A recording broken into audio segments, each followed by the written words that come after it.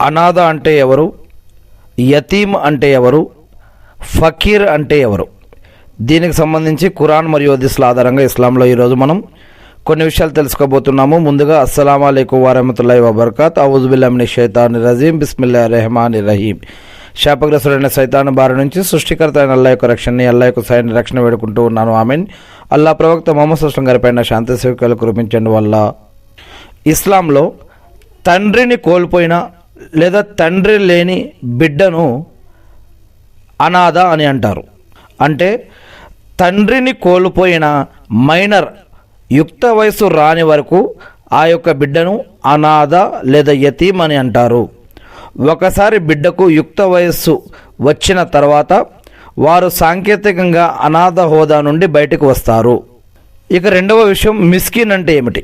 మిస్కిన్ అంటే ఏదో ఒక పని లేదా కొద్దిపాటి ఆదాయం ఉన్నప్పటికీ అది తన కుటుంబ కనీస అవసరాలకు కూడా ఏమాత్రం సరిపోని వాడు.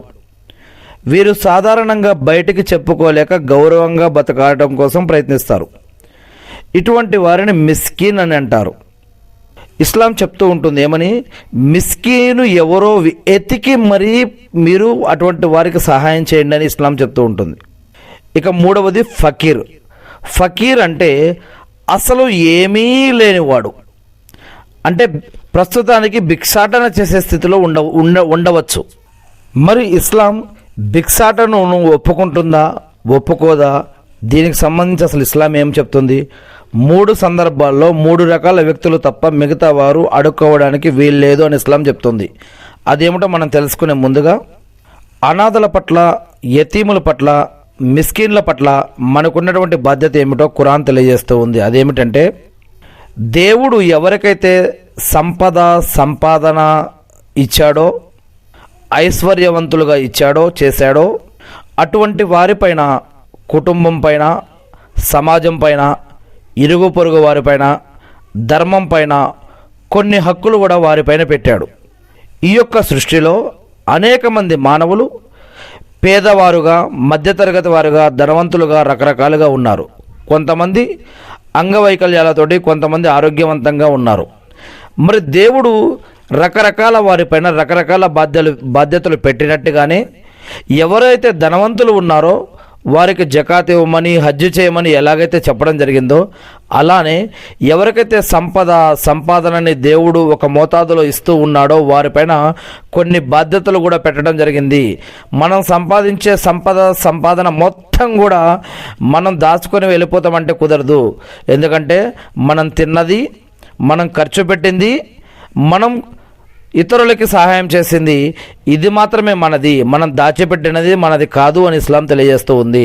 అలానే మనకి దేవుడు ఏదైతే ఇచ్చాడో దాంట్లో నుంచి కూడా మనం ఎవరెవరికి ఎక్కడెక్కడ ఎలా ఖర్చు పెట్టాలో కూడా ఖురాన్ మరియు హదీసులు ఒక సిస్టమ్ని, జీవన పద్ధతులు, ఆరాధన పద్ధతులు తెలియజేయడం జరుగుతూ ఉంది.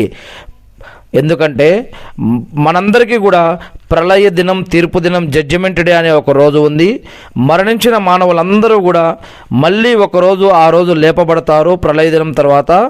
మరి ఆ లేపబడ్డప్పుడు మనం మానవుడిగా బ్రతికున్నప్పుడు మనం చేసిన మంచి, చెడు, పాపం, పుణ్యం, హరాం, హలాల్ జీవితాన్ని బట్టి, బ్రతికున్నప్పుడు మనం జీవించిన జీవితాన్ని బట్టి ఆ రోజు దేవుడు మన యొక్క కర్మల యొక్క తీర్పు ఇచ్చి స్వర్గమా లేదా నరకమా అనేది ఆ రోజు ఇస్తాడు. ఇది ఇస్లాం ధర్మం తెలియజేస్తున్నటువంటి ఖురాన్ మరియు హదీసుల్లో తెలియజేయబడ్డటువంటి విషయాలు ఇవన్నీ కూడా. నేను ముందుగా ఒక సూరాని చదివి నేను ఈనాటి మన యొక్క అంశాన్ని ప్రారంభిస్తాను. ఆ సూరా ఏమిటి అంటే ఖురాన్లో 107వ సూరా, సూరా అల్ మాఊన్. ఈ యొక్క సూరాని ప్రారంభించే ముందుగా బిస్మిల్లాహిర్ रहमानिर रहीम शुरू करता हूँ अल्लाह के नाम से जो बड़ा मेहरबान नियत रहम वाला है.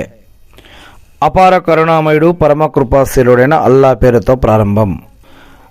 అరైతల్లజీ యక్జుబు బిద్దీన్, क्या तूने उसे भी देखा जो रोजे जजा को जुटलाता है? తీర్పు దినమును ధిక్కరించే వాడిని నీవు చూసావా? ఫజాలికల్లజీ యదుఉల్ యతీమ్, यही वो है जो यतीम को धक्के देता है, వీడే అనాథను గెంటివేసేవాడు. వలా యహుద్వు అలా త్వఆమిల్ మిస్కీన్, और मिस्कीनों को खिलाने की तरगीब नहीं देता, నిరుపేదకు అన్నం పెట్టమని కనీసం ఇతరులకు ప్రేరేపించనివాడు. ఫవైలుల్ లిల్ ముసల్లీన్, उन नमाजियों के लिए अफसोस है और वैल नामी जहन्नम की जगह है. ఆ నమాజీలకు వినాశనం తప్పదు, వైల్ అనే నరకస్థానం వారి కోసం ఉన్నది. అల్లజీన హుమ్ అన్స్వాలాతి హిమ్ సాహూన్, జో అప్ని నమాజ్ సే గాఫిల్ హై, ఎందుకంటే వారు తమ నమాజుల పట్ల అశ్రద్ధ వహిస్తారు. అల్లజీన హుమ్ యురాఊన్, జో రియాకారీ కర్తే హై, వారు ఒకవేళ నమాజు చేసిన పరులకు చూపటానికి చేస్తారు. వయమ్నఊనల్ మాఊన్ और बर्तने की चीज रोकते हैं, అతి సామాన్యమైన వాడుక వస్తువులు సైతం ఇవ్వటానికి వారు నిరాకరిస్తారు. ఈ యొక్క సూరాలోని 7 వాక్యాలు చూసినట్లయితే, అపార కరుణామయుడు పరమకృపాశీలుడైన అల్లా పేరుతో ప్రారంభం. తీర్పు దినమును ధిక్కరించే వాడిని నీవు చూసావా, వీడే అనాథను గెంటివేసేవాడు, నిరుపేదకు అన్నం పెట్టమని కనీసం ఇతరులకు ప్రేరేపించనివాడు. ఆ నమాజీలకు వినాశనం తప్పదు, వైల్ అనే నరకస్థానం వారి కోసం ఉన్నది, ఎందుకంటే వారు తమ నమాజుల పట్ల అశ్రద్ధ వహిస్తారు. వారు ఒకవేళ నమాజు చేసిన పరులకు చూపటానికి చేస్తారు. అతి సామాన్యమైన వాడుక వస్తువులు సైతం ఇతరులకు ఇవ్వటానికి వారు నిరాకరిస్తారు. ఖురాన్ మరియు హదీసుల వెలుగులో అనాథ, యతీం అనే పదానికి చాలా లోతైన మరియు మానవీయ అర్థం కూడా ఉంది. ఇస్లాం ధర్మం అనాథల పట్ల అత్యంత దయతో, బాధ్యతతో వ్యవహరించాలని నొక్కి మరీ చెబుతుంది. ఖురాన్లో అనాథల గురించి ప్రస్తావన అనేక చోట్ల వచ్చింది. వారి పట్ల అన్యాయంగా ప్రవర్తించడం ఘోర పాపంగా పరిగణించబడింది. కాబట్టి ఖురాన్ వాక్యం, నీవు అనాథ పట్ల కఠినంగా వ్యవహరించకు, ఖురాన్లో 93వ అధ్యాయం 9వ వాక్యం. అనాథల ఆస్తిని అక్రమంగా తినడం గురించి ఖురాన్ చాలా హెచ్చరిస్తుంది. ఎవరైతే అనాథల యొక్క ఆస్తులను అన్యాయంగా తింటారో వారు నిజానికి తమ యొక్క కడుపుల్లో నిప్పును నింపుకుంటున్నారు అని ఖురాన్లో 4వ అధ్యాయం 10వ వాక్యంలో చెప్పడం జరిగింది. కేవలం ప్రార్థనలు చేయడం మాత్రమే భక్తి కాదు, కేవలం ప్రార్థనలు చేయడమే మాత్రమే భక్తి కాదు, అనాథలకు మరియు పేదలకు కూడా సహాయం చేయడం, అనాథలకు మరియు పేదలకు కూడా సహాయం చేయడం నిజమైన ధార్మికత అని ఖురాన్లో 2వ అధ్యాయం 117వ వాక్యంలో చెప్పడం జరుగుతుంది. విశ్వసించి సత్కార్యాలు చేయనంత వరకు వారు స్వర్గంలో ప్రవేశించరు అని అనేక చోట్ల చెప్పడం జరుగుతుంది. విశ్వసించి అంటే ఇస్లాంని లేదా ఖురాన్ని లేదా అల్లాని లేదా ధర్మాన్ని లేదా ఏదైనా మరి దేవుణ్ణి లేదా సృష్టికర్తని మరి వీటిని విశ్వసించడంతో పాటుగా మరి మంచి కార్యాలు కూడా, సత్కార్యాలు కూడా చేయాలని ఖురాన్ తెలియజేస్తూ ఉంది. ఇకపోతే హదీసులు కనుక మనం చూసినట్లయితే, ప్రవక్త ముహమ్మద్ సల్లల్లాహు అలైహి వసల్లం గారు స్వయంగా ఆయనే ఒక అనాథగా పెరిగారు. అందుకే అనాథల యొక్క సంరక్షణ గురించి ఆయన చాలా గొప్ప విషయాలు కూడా చెప్పారు.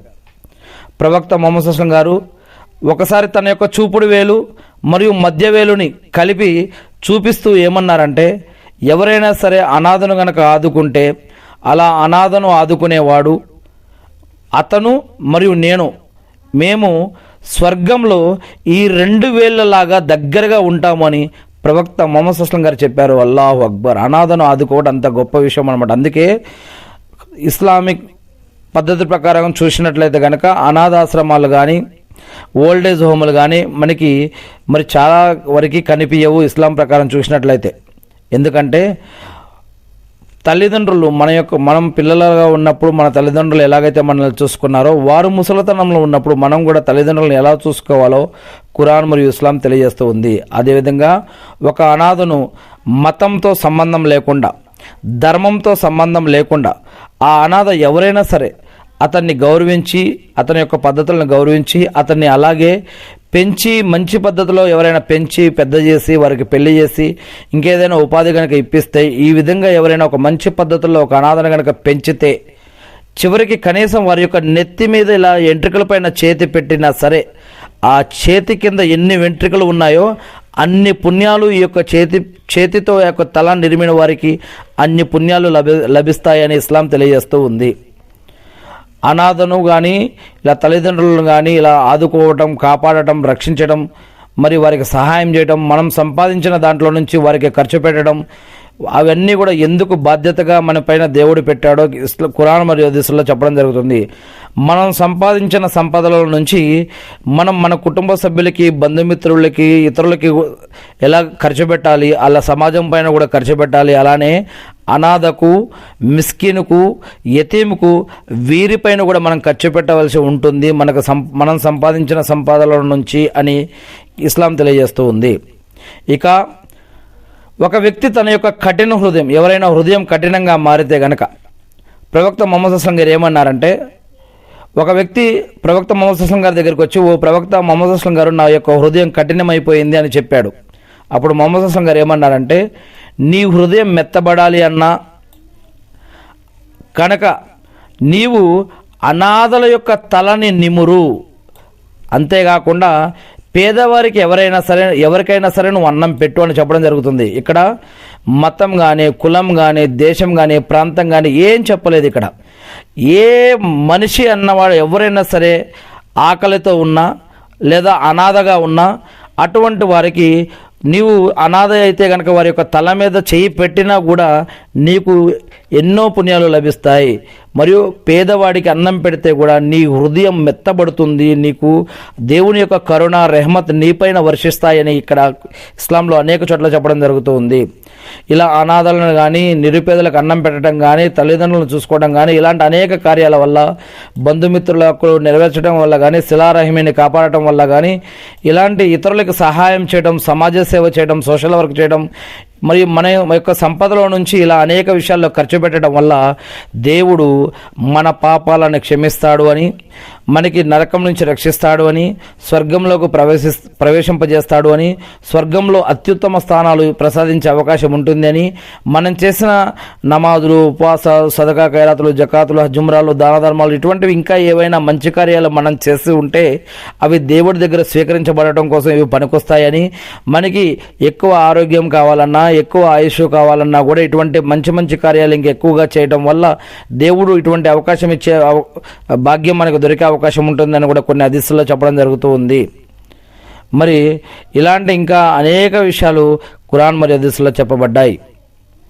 ఒక మంచి కార్యం చేయడం వల్ల, ఒక పుణ్యకార్యం చేయడం వల్ల, ఇలా సహాయం చేయడం వల్ల, దాన ధర్మాలు చేయడం వల్ల, ఖర్చు చేయడం వల్ల ఇతరుల మీద ఇలాంటి అనేక రకాల లాభాలు ఇహపరలోకాల్లో కూడా ఉన్నాయని ఖురాన్ మరియు హదీసుల్లో చెప్పడం జరుగుతూ ఉంది. ఇక ముస్లింల ఇళ్లల్లో ఎవరైతే అనాథకు ఆశ్రయం ఇచ్చి గౌరవంగా చూసుకునే ఇల్లు ఏదైతే ఉందో అటువంటి ఇల్లు ఉత్తమమైన ఇల్లుని చెప్పడం జరుగుతూ ఉంది ఇబ్నే మాజా హదీస్ గ్రంథంలో.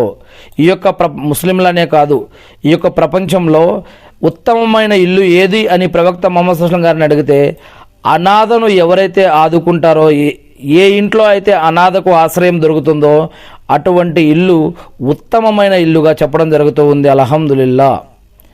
ఇక మరి కొన్ని బాధ్యతలు ఉన్నాయి. ఏంటి? వారిని కేవలం పోషించడమే కాకుండా వారికి మంచి విద్యను, సంస్కారాన్ని అందించాలి. వారు పెద్దవారై విజ్ఞత వచ్చిన తర్వాత వారి ఆస్తిని వారికి క్షేమంగా తిరిగి అప్పగించాలి. వారి యొక్క ఆస్తిలో మనం ఎటువంటి దొంగతనం కానీ, వారి ఆస్తిని అక్రమంగా అన్యాయంగా తినేయటం కానీ, వారిని మోసం చేయటం కానీ ఇటువంటివి చేయకూడదు. ఇక వారి మనసు నొచ్చుకునేలా, వారి మనసు బాధపడేలా మాట్లాడటం లేదా వారిని తక్కువ చేసి చూడటం అనేది ఇస్లాం అనేది ఒప్పుకోదు. దేవుడు ఇటువంటి వారిని ఇష్టపడడు. అటువంటి వారిని వారి యొక్క మనస్సు బాధపడేలా మాట్లాడవద్దు.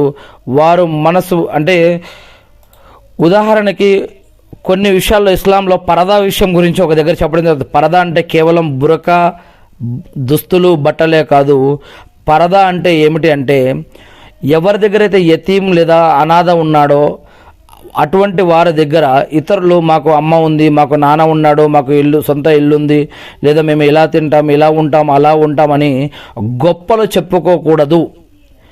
ఒక అనాథ దగ్గర ఇతరులు వారి యొక్క గొప్పలు చెప్పుకోకూడదు. వారి కుటుంబ సభ్యుల యొక్క గొప్పలు కానీ వారి బంధుమిత్రుల యొక్క గొప్పలు కానీ చెప్పుకోకూడదు. ఎందుకంటే అటువంటి మాటలు ఈ యొక్క అనాథ లేదా యతీం వినటం వల్ల వారి మనసుకు చాలా బాధ కలుగుతుంది. వారి మనసులో అనేక రకాల ఆలోచనలు వచ్చి వారు ఏడవటమో బాధపడటమో జరుగుతుంది. అందుకే ఈ యొక్క మాటలు వారి ముందు మాట్లాడటం కూడా ఇది కూడా ఒక పరదా పద్ధతి లాంటిది అన్నమాట. ఇది అంటే మనం అటువంటి ఇతరులు మనస్సు నొచ్చుకొని బాధపడేటటువంటి మాటలు కూడా మాట్లాడకూడదు. ఇది కూడా ఒక పరదా లాంటిదని, ఇలా వారు యతీం కానీ లేదా అనాథ కానీ ఇబ్బంది పడే లేదా ఏడ్చే లేదా బాధపడేటటువంటి అటువంటి మాటలు కానీ దూషించడం కానీ తిట్టడం కానీ ఇలాంటివి చేయకూడదు. నీకు తండ్రి లేదని కానీ తల్లి లేదని కానీ అనాథవని కానీ ఇటువంటి మాటలు అతన్ని అనటం దేవుడు అలా మాట్లాడే వారిని ఇష్టపడడని తెలియజేయడం జరుగుతూ ఉంది ఇస్లాం. ప్రవక్త ముహమ్మద్ సల్లల్లాహు అలైహి గారు ఒక విషయం చెప్పారని మనం ఇంతకుముందు మాట్లాడుకుంటూ ఉన్నాం. అదేంటంటే ఎవరైతే అనాథల యొక్క బాధ్యతను స్వీకరించి వారిని ప్రేమతో పెంచి పెద్దగా చేస్తారో వారు స్వర్గంలో తనతో పాటు ఎంతో దగ్గరగా ఉంటారని ఆయన వివరించారనే హదీస్ మనం ఇంతకుముందు చూసాం. మరి ఆయన చూపుడు వేలు మధ్య వేలు పక్కపక్కనే ఎలా ఉంటాయో అనాథలను చూసుకునే వారు కూడా స్వర్గంలో ప్రవక్త గారికి అంత దగ్గరగా ఉంటారని ఈ యొక్క హదీస్లో చెప్పడం జరుగుతుంది. సమాజంలో అత్యంత నిస్సహాయులైన అనాథలకు అండగా నిలవటం ఇస్లాంలో అత్యున్నతమైన పుణ్యకార్యంగా పరిగణించబడుతుంది. కేవలం డబ్బు ఇవ్వడమే కాకుండా వారి నైతిక విలువల పట్ల, చదువు పట్ల, వారి ఆరోగ్యం పట్ల, వారి దుస్తుల పట్ల, వారి యొక్క అన్ని నడవడికల పట్ల, వారి హక్కుల పట్ల కూడా బాధ్యతగా ఉండటం ఇందులో భాగం అన్నమాట. అంటే అనాథల పట్ల జాలి చూపించాలి. కేవలం జాలి మాత్రమే కాదు, జాలితో పాటుగా వారిని ఆదరించే జీవితం స్వర్గంలో ప్రవక్త గారి పక్కనే ఉండే భాగ్యాన్ని కలిగిస్తుందని మనం భావించి వారికి ఎంతగానో సహాయపడాలి.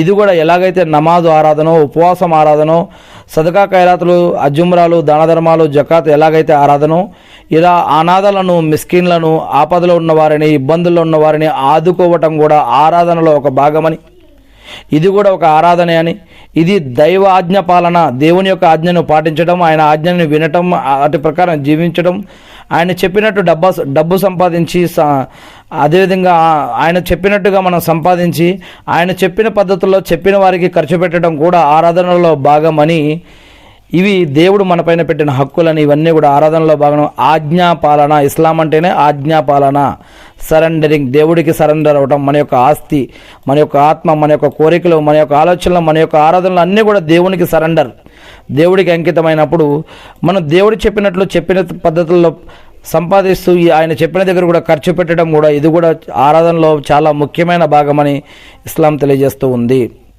ఇక కేవలం ఆర్థికంగా సహాయం చేయడమే కాకుండా వారిని మానసికంగా ఆదుకోవడం కూడా గొప్ప పుణ్యంగా చెప్పబడింది. ఒక వ్యక్తి ప్రవక్త ముహమ్మద్ సల్లల్లాహు అలైహి గారి దగ్గరికి వచ్చి తన మనసు కఠినంగా మారిపోయిందన్నప్పుడు ఏం చెప్పారో మనం ఇంతకుముందు ఇప్పుడే చెప్పుకున్నాం. ఏమని?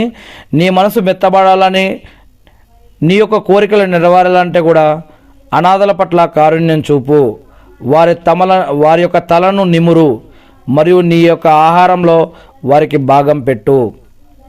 అనాథల సంరక్షణ ఎంత పుణ్యమో వారి పట్ల అన్యాయంగా ప్రవర్తించడం అంత పెద్ద పాపం. ఖురాన్లో అనాథల యొక్క ఆస్తి గురించి కఠినమైన హెచ్చరికలు చెప్పబడ్డాయి. అనాథల ఆస్తిని అన్యాయంగా తినేవాడు తన కడుపులో నిప్పును నింపుకున్నట్లే అని మనం ఇప్పుడే చదివాం మనం ఖురాన్ వాక్యాన్ని. వారు పెద్ద అయ్యాక వారి ఆస్తిని వారికి తిరిగి అప్పగించాలి, అందులో ఎటువంటి మోసం జరగకూడదు. ఇదే వాక్యాన్ని మూసా అలైహిస్సలాం గారు అనే ప్రవక్త సమయంలో ఖిజర్ అలైహిస్సలాం గారు మరి ఇద్దరు అనాథల యొక్క గోడ పడిపోతే ఆ యొక్క గోడను మళ్ళా తిరిగి నిర్మించినప్పుడు అటువంటి గాథ కూడా మనం ఖురాన్ మరియు హదీసుల్లో చూడవచ్చు. మరి ఉత్తమమైన ఇల్లు ఏది అని అంటే ఏంటది? అనాథ పెరిగినటువంటి ఇల్లు. ఇళ్లల్లో అన్నిటికంటే ఉత్తమమైన ఇల్లు ఏది అంటే ఏ ఇంట్లో అనాథ ఉండి గౌరవంగా ప్రేమగా చూసుకోబడుతుందో అటువంటి ఇల్లని ఇప్పుడే మనం ఒక అది చూడటం జరిగింది. అనాథ అంటే తల్లిదండ్రులు లేని ఏ బిడ్డ అయినా కావచ్చు, వారి యొక్క మతం లేదా కులంతో సంబంధం లేకుండా మానవత్వంతో ఆదుకోవడం మరి ఇక్కడ ఖురాన్ మరియు హదీసుల్లో బోధించే మౌలిక సూత్రం అన్నమాట. ప్రవక్త ముహమ్మద్ సల్లల్లాహు అలైహి వసల్లం గారు చెప్పిన దాని ప్రకారం ఒక వ్యక్తి ఒక అనాథ బిడ్డ యొక్క తల మీద ప్రేమతో చేయి వేసి నిమిరితే ఆ చేయి కింద ఎన్ని వెంట్రుకలు వస్తాయో అన్ని నేకీలు పుణ్యాలు ఆ వ్యక్తి ఖాతాలో చేరతాయని మనం చదువుకోవడం జరుగుతుంది. అంటే అనాథలను పెంచడం అనేది కేవలం ఒక సామాజిక బాధ్యత మాత్రమే కాదు, అది స్వర్గంలో ప్రవక్త ముహమ్మద్ సల్లల్లాహు అలైహి వసల్లం గారి పక్కన చోటు సంపాదించుకునే ఒక గోల్డెన్ అవకాశం అని ఇక్కడ తెలియజేయడం జరుగుతూ ఉంది. అంతేకాకుండా మనం యతీం గురించి కూడా మాట్లాడుకుంటూ ఉన్నాం. ఖురాన్ మరియు హదీసుల ఆధారంగా యతీం హక్కులు చాలా గొప్పవి.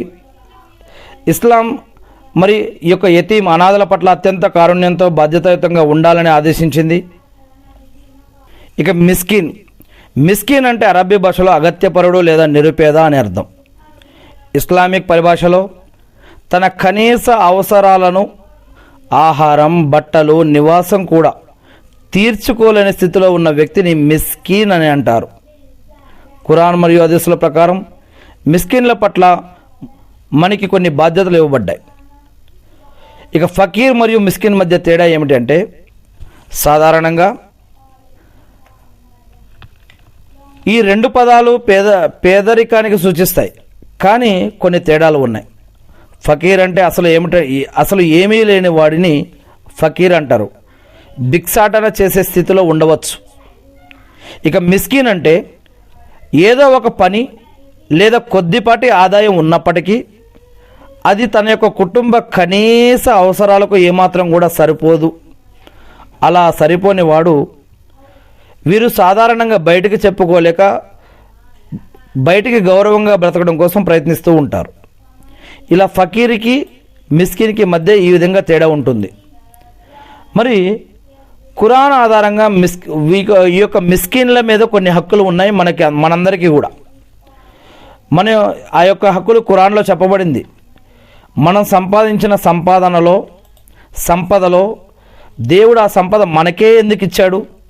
మరి వేరే వాళ్ళని మిస్కిన్లుగా ఎందుకు పుట్టాడంటే ఎవరికైతే దేవుడు సంపాదన ఇస్తాడో వారికి కొన్ని హక్కులు ఇతరుల మీద పెట్టాడు. అల్లాహ్ ఖురాన్లో చెప్పినటువంటిది, ఖురాన్లో జకాత్ అంటే దాన ధర్మాలు పొందే అర్హత ఉన్న 8 వర్గాలలో మిస్కిన్లు ఒకరు. ఖురాన్లో సూరా తౌబా 9వ అధ్యాయం 60లో చూడవచ్చు. ఇక బంధువులకు వారి హక్కును ఇవ్వండి, అలాగే మిస్కిన్లకు బాటసారులకు కూడా అని ఖురాన్లో సూరా ఇస్రాలో 17వ అధ్యాయం 26వ వాక్యంలో చెప్పడం జరుగుతూ ఉంది. ఇక పరలోకంలో విజయం సాధించే విశ్వాసుల యొక్క లక్షణం ఏంటంటే పరలోకంలోకి స్వర్గంలోకి వెళ్ళే వారి యొక్క విజయం, మనిషి యొక్క విజయం ఏమిటి అంటే మానవుడి యొక్క విజయం స్వర్గంలోకి వెళ్ళటం. ఇలా స్వర్గంలో వెళ్ళే వారి యొక్క లక్షణం ఒకటి ఏమిటి అంటే వారు అల్లాహ్ యొక్క ప్రేమ కోసం, సృష్టికర్త ప్రేమ కోసం మిస్కిన్లకు, అనాథలకు, ఖైదీలకు ఆహారం తినిపిస్తారు. ఇది ఖురాన్లో సూరా ఇన్సాన్ 76వ అధ్యాయం 8వ వాక్యంలో ఈ యొక్క వాక్యం చూడవచ్చు. ఇటువంటి గుణగణాలు అటువంటి వారికి ఉంటాయి. మిస్కిన్లకు, అనాథలకు, ఖైదీలకు ఆహారం తినిపించటం. ఇక నరకవాసులను మిమ్మల్ని నరకానికి తెచ్చింది ఏ విషయం మిమ్మల్ని నరకానికి తీసుకొచ్చింది అని అన్నప్పుడు వారు చెప్పే కారణాలు అనేకం ఉంటాయి. వాటిల్లో ఒకటి మేము మిస్కిన్లకు ఆహారం పెట్టే వాళ్ళం కాదు అని. ఇది సూరా ముద్దసిర్ 74వ అధ్యాయం 44వ వాక్యంలో ఈ యొక్క విషయం ఉంది. అదేవిధంగా మనం ఇంతకు ఈ యొక్క ప్రసంగంలో మొదట్లో చదువుకున్నాము. ఖురాన్లో 107వ సూరా అల్ మాఊన్లో కూడా ఈ యొక్క విషయాన్ని మనం గమనించవచ్చు.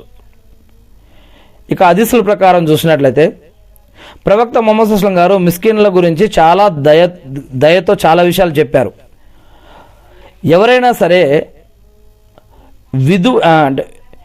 విధవలు మరియు మిస్కిన్ల కోసం, ఎవరైతే భర్త లేనటువంటి లేదా భర్త చనిపోయినటువంటి లేదా భర్త లేనటువంటి వారి కోసం మరియు మిస్కీన్ల కోసం ఎవరైతే కష్టపడి అలా కష్టపడే వ్యక్తి దైవ మార్గంలో యుద్ధం చేసే వ్యక్తి మీద లేదా రాత్రంతా నమాజు చేస్తూ రోజంతా ఉపవాసం ఉండే వ్యక్తితో సమానం.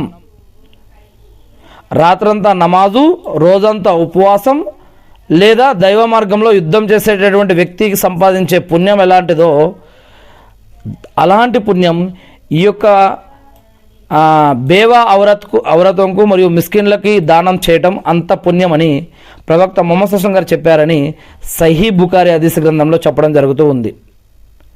ఇక ప్రవక్త ముహమ్మద్ సల్లల్లాహు అలైహి వసల్లం గారు దువా చేసేవారు ఏమని?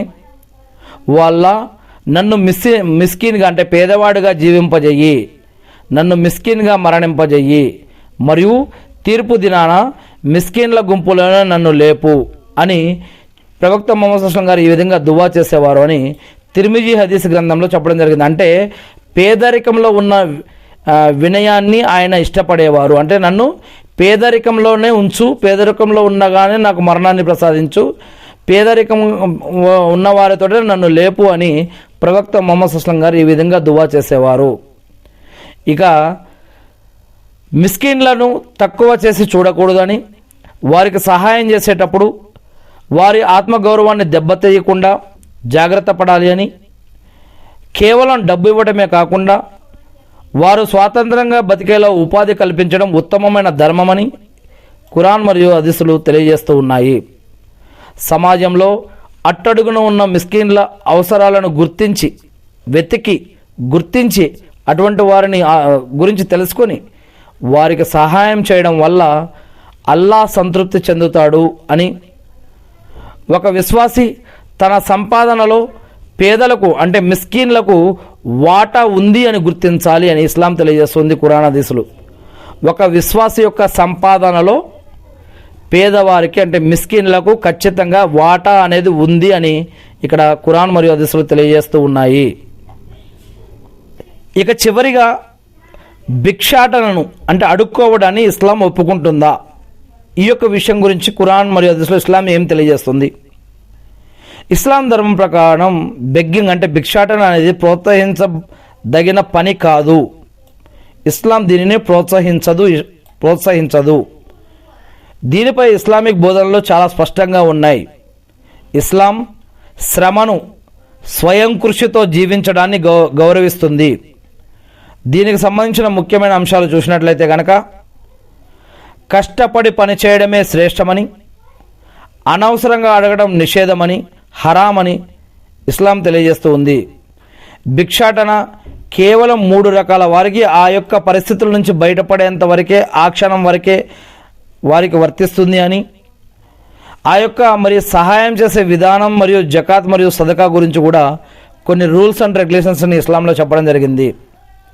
ఇస్లాం ప్రకారం ఒక వ్యక్తి అడవికి వెళ్ళి కట్టెలు కొట్టి వాటిని అమ్మి జీవించడం ఎంతో ఉత్తమం. ఇతరుల ముందు చేతులు చాచడం కంటే కూడా, ఇతరుల ముందు చేతులు చాసి అడుక్కోవడం కంటే కూడా అడవికి వెళ్ళి కట్టెలు కొట్టుకొని వచ్చి అవి అమ్ముకొని బతకడం ఎంతో మేలు అని, పై చెయ్యి ఇచ్చే చెయ్యి అంటే కింద చెయ్యి పుచ్చుకునే చెయ్యి కంటే కూడా, కింద చెయ్యి కంటే పైన ఉండి ఇచ్చే చెయ్యి ఎంతో ఉత్తమమైనది అని ప్రవక్త ముహమ్మద్ సల్లల్లాహు అలైహి వసల్లం గారు చెప్పారు. ఇక ఆరోగ్యంగా ఉండి పనిచేసే శక్తి కూడా ఉండి కేవలం సంపాదించడం కోసం ఎవరైతే భిక్షాటన చేయడాన్ని చేస్తూ ఉంటారో ఇస్లాం ఇటువంటి దాన్ని ఖండిస్తుంది. ఎవరైతే అడుక్కోవటాన్నే వృత్తిగా, అడుక్కోవటాన్నే వ్యాపారంగా పెట్టుకున్నారో ఇటువంటి దాన్ని ఇస్లాం ఖండిస్తుంది. అవసరం లేకపోయినా ఇతరుల ముందు చేయి చాచేవారు తీర్పు దినాన, ప్రళయ దినంలో, జడ్జిమెంట్ డే రోజు అవసరం లేకుండా ఇలా అడుక్కోనేవారు ప్రళయ దినం, తీర్పు దినం రోజు వారి ముఖం పైన మాంసం లేకుండా అవమానకరమైనటువంటి శిక్షతోటి వాళ్ళు కనిపిస్తారు అని అనేక హదీసులలో చెప్పడం జరుగుతూ ఉంది. అల్లాహు అక్బర్. ఇక భిక్షాటన ఎప్పుడు అనుమతించబడింది మరి అంటే కనుక అత్యంత క్లిష్ట పరిస్థితుల్లో మాత్రమే భిక్షాటన అనుమతి ఉంది. ఆ భిక్షాటన ఏమిటి? తీవ్రమైన దారిద్ర్యం ఉన్నప్పుడు, అంటే తినడానికి కూడా ఏమీ లేని పరిస్థితుల్లో. ఇక రెండవది, తీర్చలేని భారీ అప్పుల్లో ఉన్నప్పుడు. మూడవది, ఏదైనా ప్రమాదం జరిగి ఆస్తి మొత్తం పోయినప్పుడు. తీవ్రమైన దారిద్ర్యం ఉన్నప్పుడు, అంటే తినడానికి కూడా ఏమీ లేని పరిస్థితులు ఏర్పడ్డప్పుడు. తీర్చలేని భారీ అప్పుల్లో కూరుకుపోయి ఉన్నప్పుడు. ఏదైనా ప్రమాదం జరిగి ఆస్తి మొత్తం పోయినప్పుడు. ఇలాంటి 3 పరిస్థితుల్లో ఆ క్షణం ఆ పరిస్థితుల నుంచి కేవలం అప్పుడు బయటపడేంత వరకు మాత్రమే ఇది ఇజాజత్, పర్మిషన్ ఉంది. మళ్ళీ వీరు కూడా జీవితాంతం చేయడం కోసం కాదు. ఇకపోతే సమాజంలో పేదరికాన్ని నిర్మూలించడానికి ఇస్లాం జకాత్ అంటే నిర్బంధ దానం మరియు సదకా, స్వచ్ఛంద దానం అనే వ్యవస్థలను ఏర్పాటు చేసింది.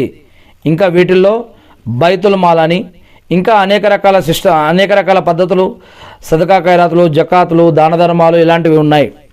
ఇక ఇంతేకాకుండా దేవుడు ఎవరికైతే సంపాదన ఇచ్చాడో మరి వారిపైన కూడా కుటుంబ హక్కులతో పాటుగా ఇరుగు పొరుగు వారి యొక్క హక్కులు, మతంతో కులంతో సంబంధం లేకుండా, మతం మరియు కులం ప్రాంతంతో సంబంధం లేకుండా ఇరుగు పొరుగు వారి హక్కులు, మానవుల యొక్క హక్కులు, ప్రకృతిలోని చెట్లు, జంతువులు, జీవచరరాశుల యొక్క హక్కులు, సమాజంలో ఉన్నటువంటి వారి హక్కులు, బంధుత్వ హక్కులు, శిలారహ్మి హక్కులు, వీటితో పాటు సమాజ సేవ, మానవత్వం, వీటితో పాటు రహదారి హక్కులు, మానవుల హక్కులు, ఇంకా ఇలా మిస్కీను, ఇలా యతీము, ఇలా ఎవరైతే బేవా ఇలాంటి వారు ఎవరైతే ఉన్నారో ఇంకా అనేక మంది వారిపై ఎవరైతే ఖురాన్లో సూరా అల్-బకరాలో చివరి 30 వాక్యాలలో తెలియజేయడం జరుగుతుంది. అసలు మానవుడు వారి యొక్క సంపదని ఎక్కడెక్కడ ఎలా ఖర్చు పెట్టాలో సూరా అల్-బకరా ఖురాన్లో 2వ సూరాలోని చివరి 30 వాక్యాల్లో కూడా మీరు చూడవచ్చు. అసలు సంపాదన ఎలా ఖర్చు పెట్టాలి, అల్లాహ్ ఎవరికి ఇచ్చాడు, ఎందుకు ఇచ్చాడు, వాటిని ఎలా ఖర్చు పెట్టాలి అని. ఇక నిజమైన పేదలను గుర్తించి వారికి గౌరవప్రదంగా సహాయం చేయాలని ఖురాన్ మరియు హదీసులు చెప్తూ ఉన్నాయి. అడిగే వారిని విసిగించుకోవద్దని, ఒకవేళ ఇవ్వలేకపోయినా మర్యాదగా మాట్లాడాలని, కసురు కొట్టుకోవడం, తిట్టడం, అవమానపరచడం ఇలాంటివి చేయకూడదని ఇస్లాం చెప్తూ ఉంది. ఇక క్లుప్తంగా చెప్పాలంటే ఇస్లాం సోమరితనాన్ని మరియు వృత్తిగా మార్చుకున్న భిక్షాటనను వ్యతిరేకిస్తుంది. ఖురాన్ మరియు హదీసులు గౌరవప్రదంగా జీవించడాన్ని, ఒకరిపై ఆధారపడకుండా ఉండటాన్ని ప్రోత్సహిస్తుంది. కేవలం గత్యంతరం లేని స్థితిలో ఉన్న వారికి మాత్రమే సమాజం బాధ్యతగా సహాయం చేయాలని సూచిస్తూ ఉందన్నమాట. ఏది ఏమైతేనేమి నేను ఆ సృష్టికర్త ఆయన దేవుణ్ణి, అల్లాహ్ని ప్రార్థిస్తూ ఉన్నాను. వల్ల మీరు సృష్టించిన సృష్టిలోని అన్ని ఆపదల నుంచి మమ్మల్ని రక్షించండి వల్ల, మా పాపాలను క్షమించండి వల్ల, ప్రవక్త ముహమ్మద్ సల్లల్లాహు అలైహి వసల్లం శాంతి సౌఖ్యాలు కురిపించండి వల్ల, అల్లా మీరు మాపై ఉంచిన బాధ్యతలు నెరవేర్చడం కోసం కావాల్సిన ఉపాధిని, బరకత్ని, రక్షణని, సహాయాన్ని మాకు కల్పించండి వల్ల, మా యొక్క పాపాలను క్షమించండి వల్ల. అల్లా ఎవరైతే అప్పుల్లో, ఇబ్బందుల్లో, కష్టాల్లో, నష్టాల్లో, బాధల్లో, ఇబ్బందుల్లో ఉన్నారో వారికి మీ యొక్క సహాయాన్ని, రెహమతును వారిపై కురిపించి వారికి సహాయం చేయండి వల్ల.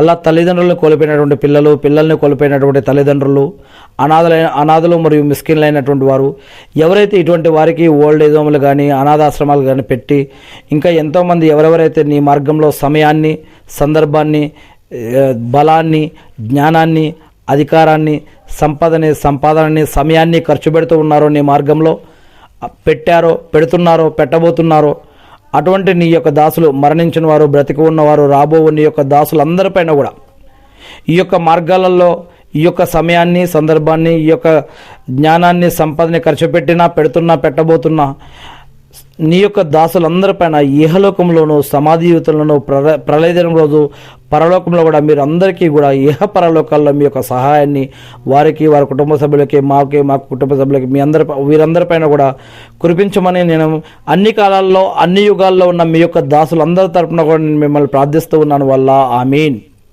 అదేవిధంగా వల్ల ఉపాధిని కోల్పోయినటువంటి అనేక రకాల కుటుంబాలు, అంటే యాక్సిడెంట్లలో, అనారోగ్యం వల్ల, అనేక రకాల ఇబ్బందుల వల్ల ఎవరైతే ఉపాధిని కోల్పోయి ఉన్నారో తల్లిదండ్రుల ద్వారా నడిచే కుటుంబం, పెద్దల ద్వారా నడిచే కుటుంబం, పిల్లల ద్వారా నడిచే కుటుంబం, ఇటువంటి కుటుంబాలు ఏవైతే అన్యాయం అయిపోయి ఉన్నాయో, ఎవరైతే అంగవైకల్యము అనారోగ్య స్థితిలో ఉండి అనేక మంది హాస్పిటళ్ళల్లో ఇళ్లల్లో ఉండి బాధపడుతూ ఉన్నారో, అదేవిధంగా ఎవరైతే వారి యొక్క కుటుంబంలో భార్య కానీ భర్త కానీ ఎవరో ఒకళ్ళు ఒంటరి జీవితాలు గడుపుతూ ఉన్నారో, అటువంటి మీ యొక్క దాసులందరికీ కూడా వారికి ప్రశాంతతని మరియు వారికి మళ్ళీ ఇంకొక కొత్త జీవితాన్ని, అదేవిధంగా మీ యొక్క సహాయాన్ని రెహమత్ని కురిపించండి వల్ల మా అందరిపైన కూడా వల్ల ఆమీన్.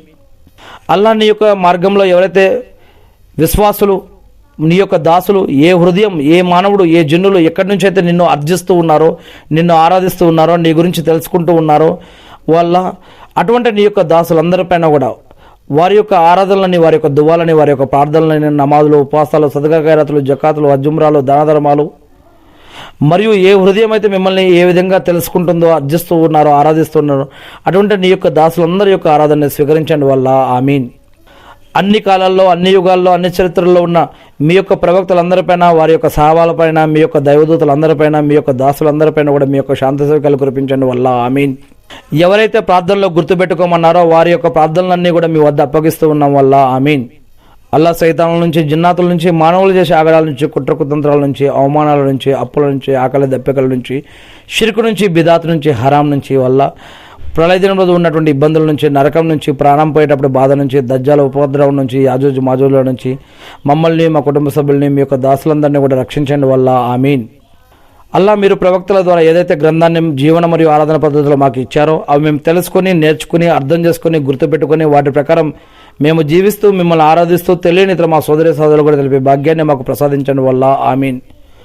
అల్లా ఎంతోమంది చదువుకొని ఎన్నో స్కిల్ వర్కులు నేర్చుకుని ఎవరైతే ఈ యొక్క అనేక రకాల ఉపాధి కోసం, జాబుల కోసం, బిజినెస్ల కోసం లాస్ అయ్యో లేదా లేకనో ఎంతోమంది ఇబ్బందులు పడుతూ ఉన్నా అటువంటి నీ యొక్క దాసులందరికీ కూడా మీ యొక్క సహాయాన్ని అందించండి వల్ల వారికి మరియు మాకు కూడా మీరు మాపై పెట్టిన బాధ్యతలు నెరవేర్చడం కోసం కావాల్సిన ఉపాధిని, బరకత్ని, రక్షణని, సహాయాన్ని మాకు ప్రసాదించండి వల్ల ఆమీన్. అల్లా మేము చేయలేనటువంటి వదిలిపెట్టేసినటువంటి ఆరాధనలకై మేము మా తరపున క్షమాపణ వేడుకుంటూ ఉన్నాం వల్ల అర్రెహమాన్ అర్రహీం మాలిక్ యౌమిద్దీన్ అనేటువంటి వల్ల మా యొక్క పాపాలను క్షమించండి వల్ల అల్లా ఇక్కడ నుంచి అయినా సరే వల్ల మేము ప్రతిరోజు కూడా 5 నమాజులు మస్జిద్లో ఇమాం వెనుక జమాత్తో చదివే భాగ్యాన్ని మాకు ప్రసాదించండి వల్ల మా యొక్క రంజాన్ ఉపవాసాలను మరియు ఇతర దినాల్లో మీ యొక్క దయానుగ్రహం ద్వారా ఏ అయితే ఆరాధనలు దువాలు చేయగలిగామో మీరు మా ద్వారా చేపించారో వాటిల్లో మా ద్వారా జరిగిన తప్పులను క్షమించి మా యొక్క ఆరాధనలు స్వీకరించి ఇహపరలోకల్లో కూడా మాకు సహాయం చేయమని మిమ్మల్ని ప్రార్థిస్తూ ఉన్నాం వల్ల ఆమీన్. అల్లాహు అక్బర్. అషహదు అన్న లా ఇలాహు ఇల్లల్లాహు వా అషహదు అన్న ముహమ్మదన్ అబ్దుహు వా రసూలుహు. అల్లాహు అక్బర్. అస్తగ్ఫిరుల్లాహ్ అల్హమ్దులిల్లాహ్ సుబ్హానల్లాహ్ అల్లాహు అక్బర్.